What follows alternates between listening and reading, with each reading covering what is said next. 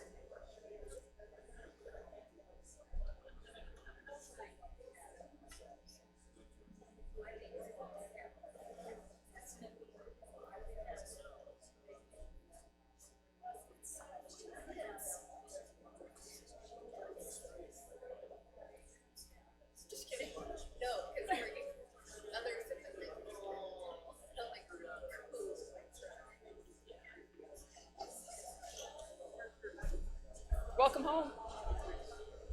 Welcome home, Becky.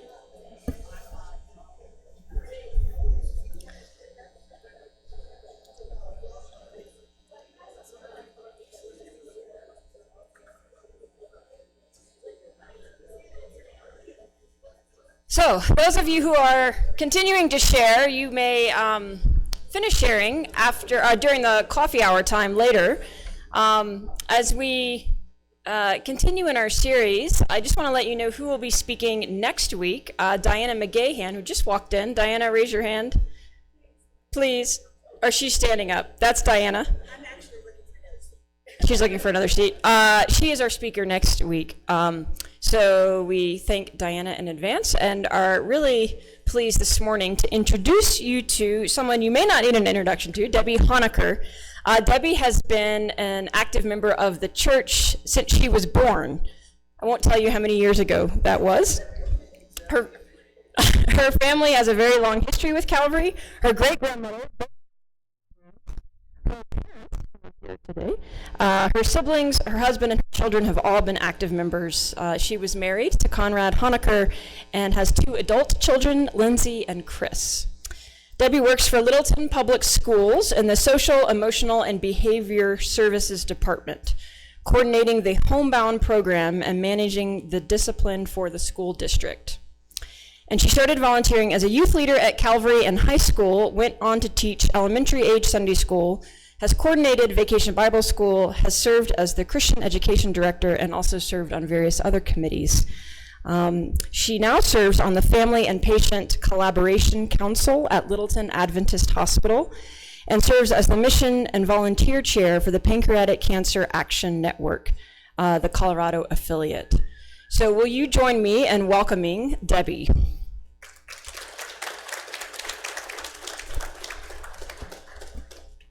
Thank you. That was like half my speech. So I'm going to apologize up front, though. I just got new glasses on Friday, and they're progressives. So if you see my head going up and down, I'm trying to find that sweet spot. So I know the theme is I Am Calvary, but I feel like my theme should be Growing Up Calvary, because that is literally what I did. I was born into the church. My great-grandmother, Leela Launder, and grandmother, Margaret Meininger, started attending in the 1920s. And my dad, Aubrey Knight, was also born into Calvary. My grandparents, Ted and Darrell Morris, and their daughter, my mom, Kay, were all attending by the 1950s. My husband joined the church shortly after we started dating, and our kids grew up in Calvary.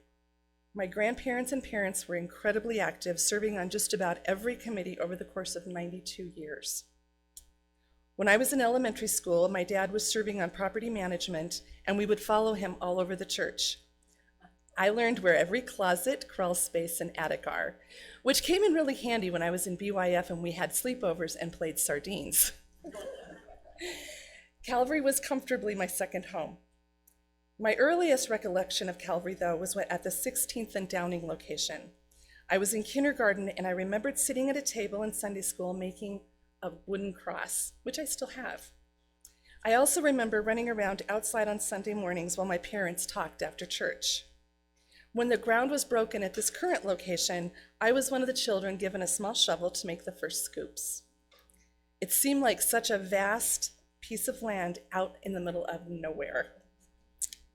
Every Sunday morning we attended Sunday school and church. I remember walking into the east entrance, and my Grandpa Morris would be standing there waiting. He was the Sunday school class treasurer.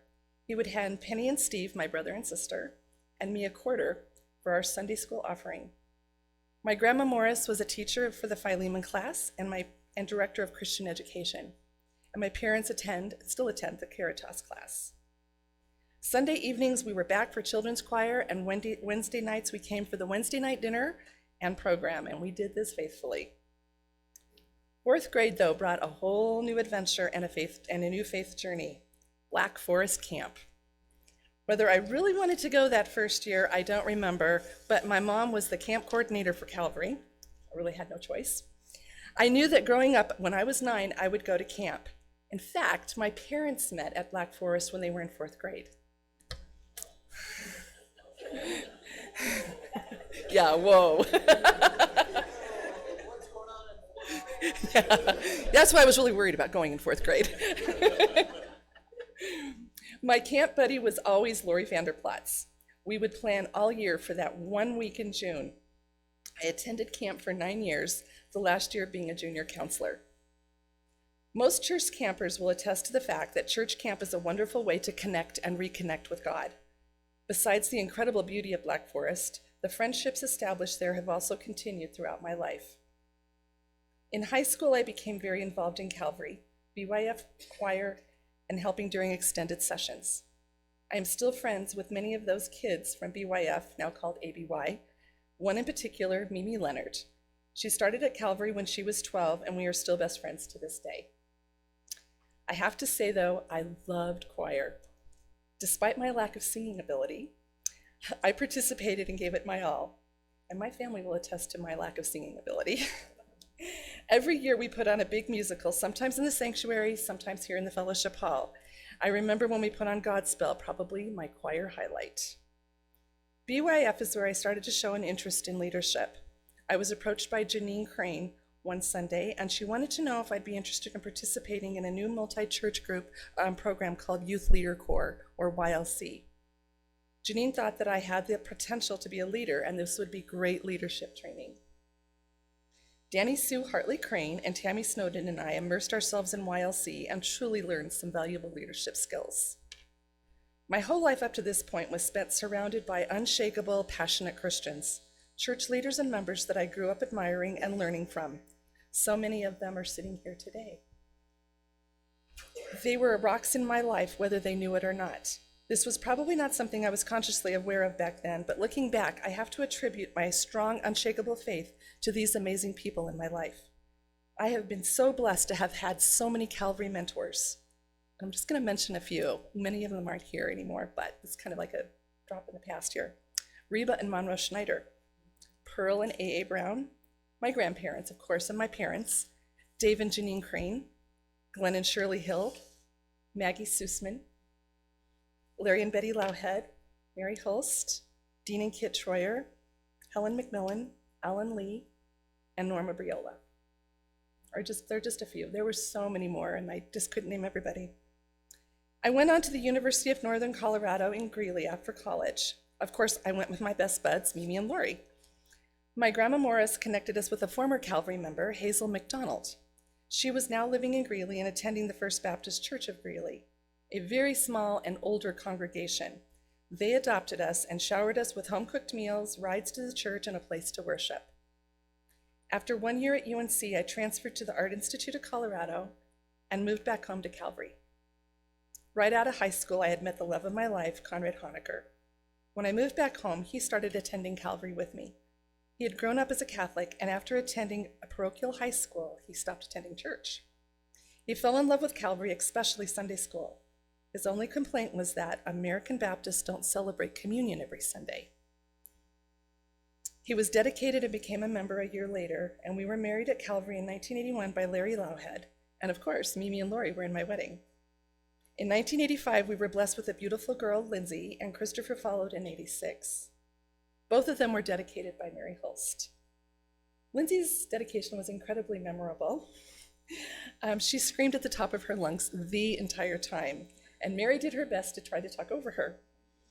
But I remember standing in front of the church as Mary presented her and seeing a sea of faces in front of me as my Calvary family, and realizing that this amazing group of Christians would now be impacting my daughter's life. They would be her family too.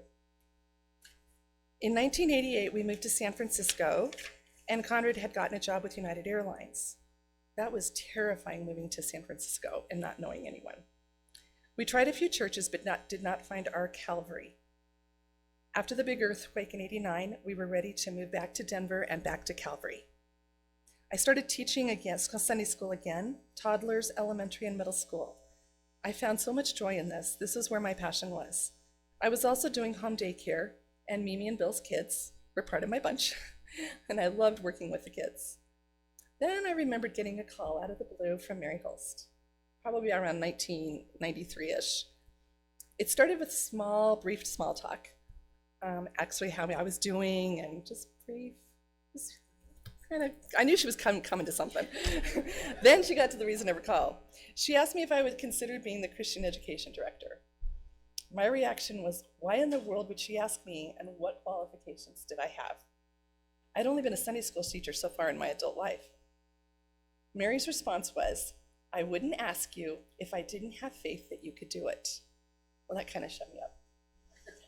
She told me to think about it for a couple of days. I talked to my family, and particularly my grandma Morris, for she had been a CE director when I was younger. And she told me, I have faith in you, and Mary has faith in you. You can do this. Besides, who can really say no to Mary? She was right. No one says no to Mary. That was my first leadership role, and I was petrified. Oh, I was incredibly intimidated at my first Council of Ministries meeting. Here were all of these people I had looked up to all my life, and they were sitting right there next to me. It dawned on me that I had learned so much from all these amazing people without ever realizing it while growing up. I think that is when I started having a little more faith in myself. Mary, you have no idea how your comment about having faith in me came to impact the rest of my life. From Conrad's first time attending Calvary, we were in the Voyager Sunday School class. It started as a young adult class, and we ended up all growing up together. Marriages, children, heartbreak, changes. This tight group was, and still is, always there for each other. Many things have changed over the years, but we still get together, we stay in touch, we reach out when needed. Distance has not separated those who have moved on. Once a Voyager, always a Voyager. Lindsay and Chris thrived at Calvary. The same values that I learned from my Calvary family were passed on to them. Lindsay is now married, just this last year, and an ICU nurse in Loveland. Her husband, Tom, was just hired as a graphic designer for United Airlines. And it's just kind of exciting because that's where Conrad worked, so he would be so pleased. I am so excited, though, they will be moving back to Denver this fall. Chris did a 5-year stint as a wildland firefighter on a hotshot crew, and after retiring at the age of 25, that's kind of the max for wildland firefighting, he is now working for Southwest Airlines here in Denver. I have been working for Littleton Public Schools for the past 17 years. I'm an administrative assistant for social, emotional, and behavior services. As Ann said, I coordinate all of the homebound students, arranging tutors and mental health support for them and their families. I also coordinate the discipline for the district, making sure everything is handled appropriately and correctly, and I'm on the crisis response team. It is a job I love with a passion. I'm still working with kids, just on a different level. I work with an amazing team, and the best part, Mimi works down the hall from me. On October 10th, 2005, on our 24th wedding anniversary, Conrad was still working for United and was out at DIA. That night, our lives changed forever. Chris and I were at my parents' house, and my dad, who also worked with Conrad at United, got a phone call saying that Conrad had been T-boned by a massive runway snowplow and was being transported by ambulance to Denver General, which is now Denver Health. All we knew was that he was alive. That was the longest ride of my life. I know my dad was hurrying, but I swear it took forever. When we arrived at the hospital, Conrad was sedated as they ran all kinds of tests on him. If you have never been in the ER at Denver General, it is one scary place. At that time, it was the #1 trauma hospital in Denver. I watched a teenage boy in the room next to us die from a gunshot wound. I have never prayed so hard in my life, praying for strength, praying for Conrad's life, praying for the boy in the room next door. Finally, we were told that Conrad had miraculously survived with minor wounds. My dad and Chris left at that point, and I, of course, stayed with Conrad until he could be released. Shortly after they left, a doctor came in and told me that Conrad would survive the accident, but that he probably had pancreatic cancer. They had discovered a mass on his pancreas during one of the scans. That was not what I was expecting to hear. I came there for a trauma patient, not a cancer patient. Conrad did indeed have pancreatic cancer, and that snowplow ironically saved his life. The statistics for pancreatic cancer are terrible. The 5-year survival rate is less than 5%. 89% of all patients usually die within 18 months. Conrad was one of the few whose pancreatic cancer was found in the early stages, before there were any symptoms, before the disease had spread. Our life together, though, would soon revolve around doctor's appointments, chemo, hospital, and the never-ending side effects. His was a fight every day for the next 12 years. And I had faith that he was going to beat the odds. He actually did for 12 years. I learned early on that there is not a manual for being a caregiver, and that was now my new role. Leadership skills transitioned into advocacy skills. No one in our family had ever had cancer or a serious illness. This was all new territory. My ignorance showed at Conrad's first doctor's appointment, and I made a decision at that moment to educate and learn as much about pancreatic cancer and everything that went with it. I learned that doctors and nurses can be challenged, questioned, and corrected. This may sound a little presumptuous, but after seeing multiple doctors and hospitals, I realized there is no way they can read all of Conrad's history, and especially as it gradually became more complicated. This is the part of the role of a caregiver. You are the advocate, you are the squeaky wheel, you are the keeper of the records. Conrad's treatment started off relatively easy following surgery, no radiation or chemo for the first 2 years. We enjoyed those years thinking that cancer was a thing of the past. But in 2007, it reared its ugly head with a vengeance. It was not just back, but it had metastasized to his liver. He was now at stage 4. Less than 1% of all patients survive 1 year after being diagnosed with stage 4 pancreatic cancer. We cherished every moment, but we never had the conversation that time was running short. The end was not an option. It never was. Conrad was a fighter, and I would be his greatest cheerleader. Those 10 years were not easy. He had treatment on his liver that left it very scarred and caused him to have hepatic encephalopathy. If his ammonia levels became elevated, he developed encephalopathy, which is like having temporary dementia. Lindsay was actually the one that diagnosed it. The doctors had not picked up on why he was so confused. Conrad also developed type 1 diabetes. He was incredibly prone to infections, which also can cause dementia. It fell on me to take care of all of our finances, all of our household chores, the cooking, and to make all the major decisions. Conrad spent hundreds and hundreds of days in the hospital over the course of 10 years. Optimism, though, was our motto. Conrad and I used to joke that it wasn't going to be the cancer that took him, but rather my cooking. And my cooking ranks up there with my singing. So I am not a good cook. As Anne called it, the Conrad factor came to play over and over and over again. We almost lost him so many times, and every time he would prove everyone wrong and get better. Prayer, faith, trusting God. I truly believe that Conrad had so many prayer warriors in his corner, and God was listening and answering all our prayers. He should not have survived as many times as he did. Over and over, the doctors would mention, miracle. Throughout our journey, our Calvary family was by our side, at the hospital, bringing meals, calling, and sending cards. Calvary never left us, even when Conrad was so sick and we weren't able to attend. Hey, as weird as this sounds, Calvary's love was a problem. Hugs, love, a pat on the back, a kiss on the cheek became increasingly risky. Conrad was so vulnerable and immune suppressed that coming to church was becoming difficult. Being a caregiver is an incredibly lonely job. Even with family and friends to help, you are alone most of the time with your loved one. Watching them cry because they are sick or in pain, and you putting on a brave face for their benefit in hopes that it will be encouraging and help them get through that moment. I remember one night that was particularly bad, and I had to call an ambulance. I was in tears, and all Conrad could say to the paramedic was, "Please take care of my wife." That's my role. I was the one that should have been saying that. I didn't fall apart too often. I was ever the optimist. I had to keep my wits about me. I had to remember medications. I had to be watchful at the hospitals and doctors' offices. Humor was also our vice. We could always find something to chuckle about when things were rough. Another part of my job, keep the patient laughing. A positive attitude can make a huge difference in the course of treatment.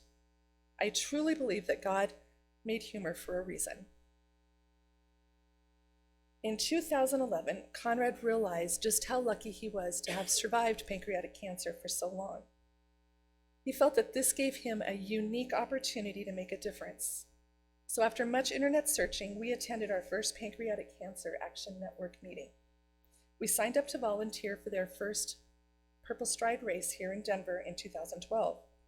It was truly amazing to see 1,500 people come together for the same cause. Plus, Conrad was able to connect with 12 other survivors that were there that day. The statistics only made our passion all that much stronger.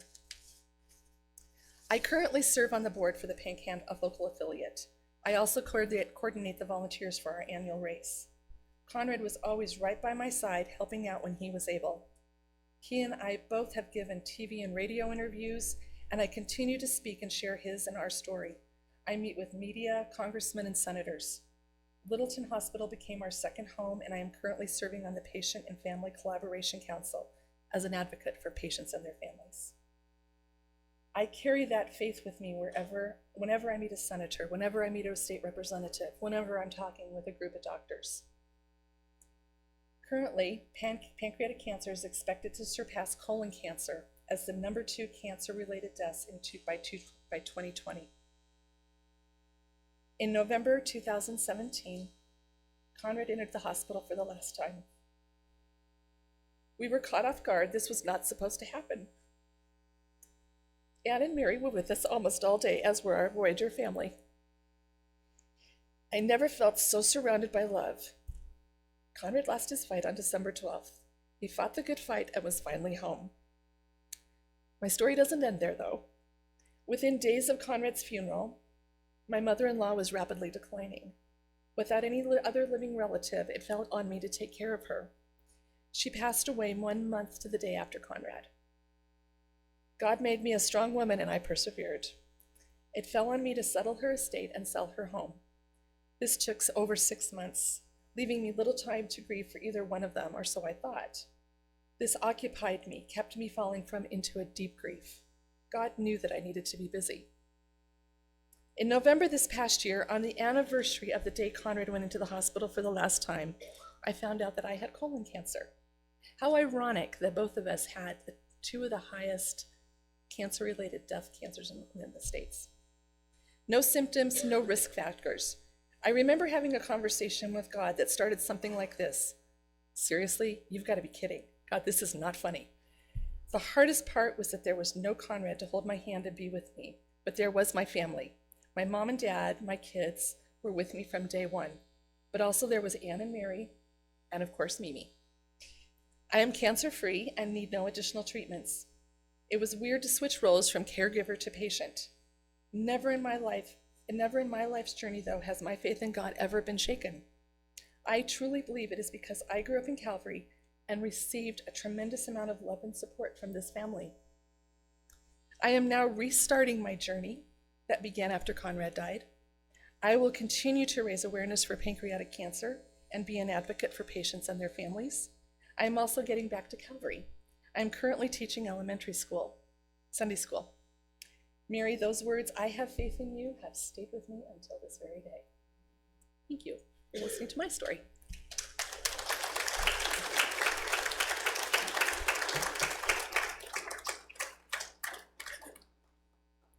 Questions for Debbie? I said it all. Thank you.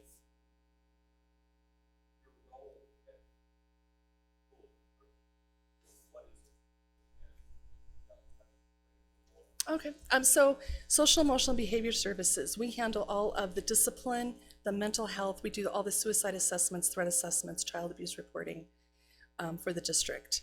And my main focus is I handle all the child abuse reporting and homebound tutoring. So students that are too ill to come to school, they can't come because of behavior reasons, they might be juvenile sex offenders, there could be a whole range why they can't be in school. So I work with them and place them with homebound tutors that I work closely with, and then provide them with mental health support or get them mental health support if that family needs it, which usually in those cases they do. I also coordinate all the discipline for the district. So I don't go to every suspension or expulsion meeting, but I have to make sure that all of it is done correctly. They all have to report to me to make sure that everything was equitable, all the rules were followed, so that there isn't anything that's going to come back on us in the future. So it's an incredible, incredible team. I'm also on the crisis response team. So after the Arapahoe shooting, after the STEM shooting in Douglas County, we're the team that responded to those. We check in with students. We provide mental health support to those outside districts or to Arapahoe High School. I'm kind of the logistics piece behind the scenes, coordinating everybody and bringing in food, bringing in extra people if we need it. So it's not a dull job. It's never ever dull. It's incredibly interesting. That answer. Any other questions?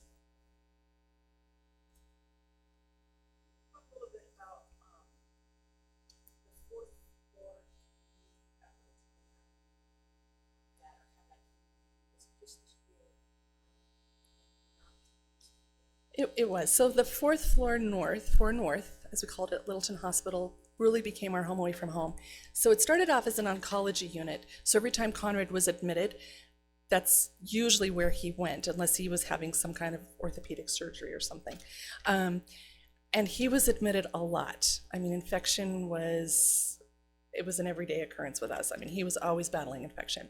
So we got to know the nurses and the doctors and everyone on that floor incredibly well over the course of 10 years when he really started being admitted. And they loved on him like no other. They treated him like royalty. They gave him the Conrad room. They now call it Conrad's Corner, the suite at the end. They would sneak snacks into him he wasn't supposed to have. They treated him wonderfully. They treated the whole family like we were family. And in fact, the night when Conrad passed away, they presented me with it's a beautiful, I didn't wear it today, sterling silver necklace that says it's a link, and it says "Forever Loved, Forever Linked," and a book that they had all written memories of Conrad in. And this was from not just the 4 North, this was from everybody in the hospital. So everybody from food service workers, maintenance people, people that we had met all throughout the course of our time coming there, radiology people, doctors, nurses, everybody filled this. It's an amazing book. And they had to provide, after Conrad passed away, there was so much, this was so traumatic for the entire hospital, they had to bring in grief counselors to meet with people because they had gotten to know him so well. And they were such a dear part of our family. So when I had my surgery last year, I was on 4 North. They put me in Conrad's Corner, and they loved on me and treated me like family. It was wonderful. You had to be there. That was the place to be.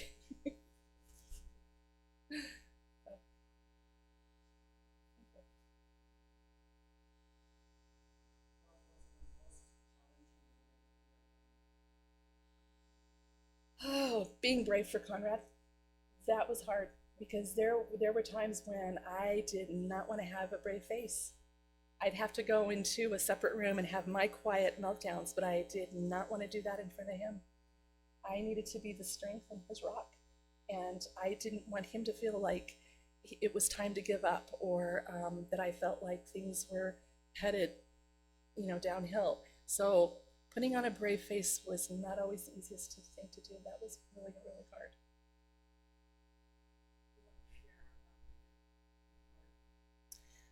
Oh, so after Conrad passed away, I got a call about 6 months after he had died from the palliative care team. And they were still kind of working with the hospital, kind of helping them get through losing him. And they wanted to dedicate a portion of the Serenity Garden outside of Littleton Hospital to him. They have never done that for another patient. You can buy a plaque, and they've dedicated it to the staff members. But Conrad is the first and only patient that they have. There's a plaque up there that says, in memory of Conrad Honeker, he fought the good fight, he kept the faith, finished the race. It's beautiful. It's on one of the tallest rocks out there, which Conrad would have loved. So it was very touching. So my connection with Littleton Hospital is going to continue, and I love serving on their Patient and Family Collaboration Council. It's meant a lot. And Conrad, I should have mentioned, Conrad also served on that council. So we played a big part in that. Nancy? So it's made up mostly of hospital staff. with a few selected outside family members or patients that have had good or bad experiences with the hospital. And we look at and review every new policy, that major policies that are going to take effect, and how that will impact patients and families. One of the things that I had pushed and pushed and pushed to get through was when a patient was admitted into the ER and sent up to the floor, admitted onto the floor, if they were diabetic, they put them on the standard diabetic regimen. Well, they're not, everybody's different, every patient is different, and Conrad was so unique. Every time they did that, he would spiral out of control, his diabetes did, and I fought tooth and nail that now it is a policy there that when you were admitted and you were diabetic, you stay on your home regimen unless they determine after you've been in the hospital and after blood work that it needs to be tweaked. So like little things like that. The ER is now the point of entry after hours. They're closing the main, they used to leave the front door open all night long, and they no longer do that. And that came from recommendation from our council because of security reasons. I also serve as dual role on that council with my ties to Littleton Public Schools. We work closely with their hospital. They provide us grants for mental health support. So it's kind of I'm on a two-role position with that council. Here.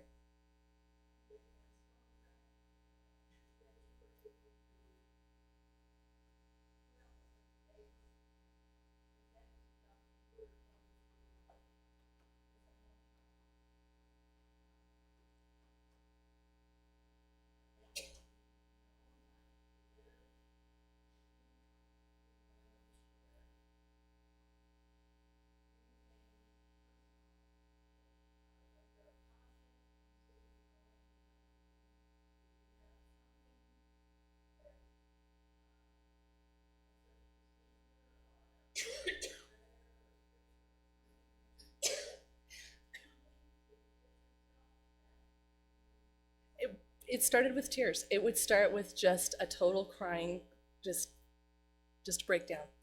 I just needed to let it out. And then it was a matter of just, okay, let's take some deep breaths, do some meditation. I'll absolutely say some prayers before I left the room to go back in with Conrad to make sure that I was all composed and he did not see that. But it always started with a good cry.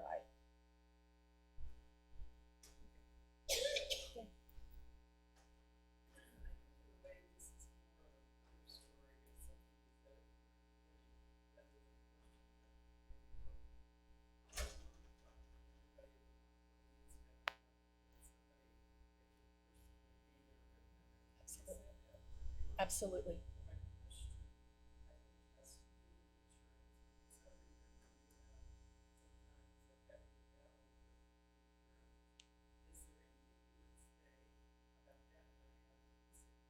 I think that goes along with advocating with doctors, nurses. You can question doctors, nurses, you can challenge them.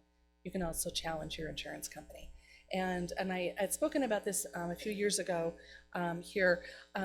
When Conrad was first few years that he was diagnosed, they wanted to do a PET scan on him, which is a full body scan. And the insurance company said, absolutely not. And we did the peer review, we did all the correct steps. Still came back no. So I was not gonna let it lie. I jumped in and I started making phone calls, and I was told by the insurance company, we're not gonna pay for a PET scan on a man who has pancreatic cancer that will probably be dead in 6 months. Oh, yeah, that's all they needed to say, because that just set me over the edge. And I went to battle, and I called in. Conrad worked at United, and so he was part of a union. I called in union attorneys, I called my state congressman, I called my senator, and after a lot of battle, he got his PET scan. It is now standard procedure for a pancreatic cancer patient to get a PET scan. So, but you can fight them. I mean, I learned, but you also, and you had a good point, Mary, about being an advocate in the room. Hospitals and nurses and doctors are, they're human. Mistakes happen. We never saw anything ever intentional happen. But having spent as much time as we did at the hospital, we saw mistakes, and some of them were incredibly serious and deadly that could have killed him. And I truly believe, and I'm not trying to toot my own horn here, but I truly believe if I hadn't have been there, there were a few times he probably would have died. He was overdosed numerous times. Not intentionally, but because he was Conrad, his liver was so fragile. If he typically took 0.25 milligrams of oxycodone for pain, which is like nothing. That's like giving somebody a baby aspirin after knee surgery. But they gave him 5 milligrams, which is a standard dosage, and it sent him and I caught it immediately. They had to give him Narcan. They had to. He went through withdrawals from that one little dosage. He spent 9 days in ICU because of it. And I just learned that there needs to be, especially with a patient who's complicated, somebody should be in the room with them. Somebody should be hearing what the doctors are saying. Somebody should be going to the doctor's appointments. Conrad wasn't always, he was shell-shocked a lot of the time. He didn't always hear what they had to say. He didn't remember. And so that became my role. And so when I was diagnosed with cancer, I made sure that somebody went to my doctor's appointments with me, and it usually was Lindsay or my mom. Somebody was in that hospital room with me because I wasn't able to advocate for myself when I'm on morphine and pain medicine, and I have no idea. So I made sure that I had an advocate in that room for me, watching out for me. And I'm not trying to say anything bad or negative about any of the hospitals he was ever at. It just happens, and everybody's unique and different, and they don't know how he's going to react to something. Talk some about supporting Conrad as his wife. What about your role as a mother?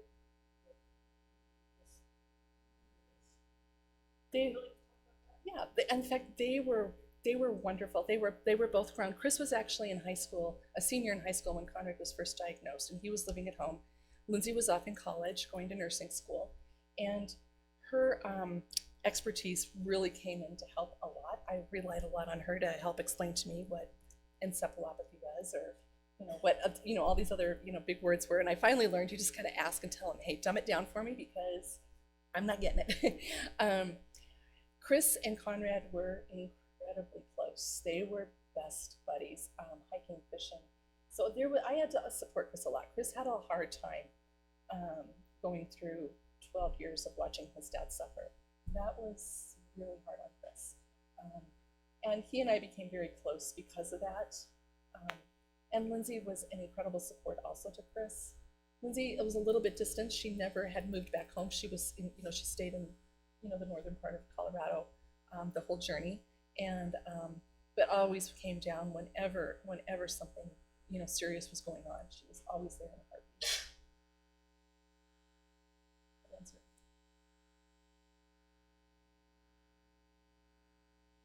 Well, thank you so much. Great for you. Thank you.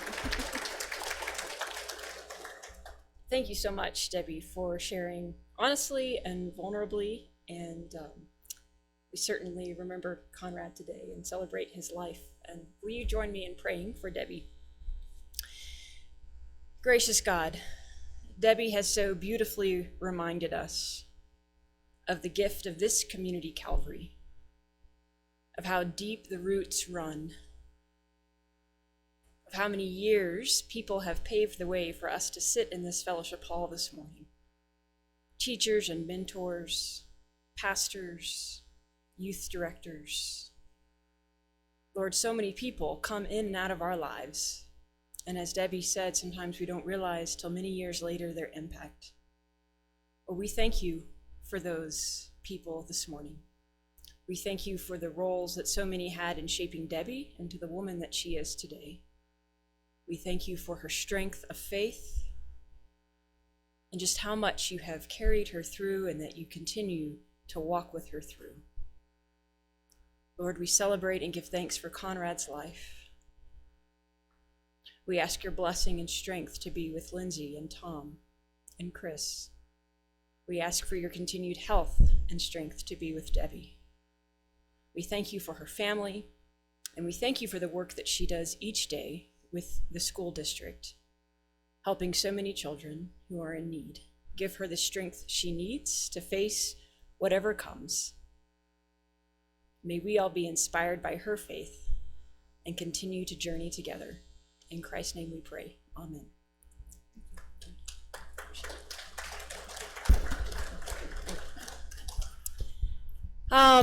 You may continue to discuss around the tables the question or anything else that this wonderful witness has bubbled up inside of you. And next week, as I said, we'll be hearing from Diana, so we look forward to that.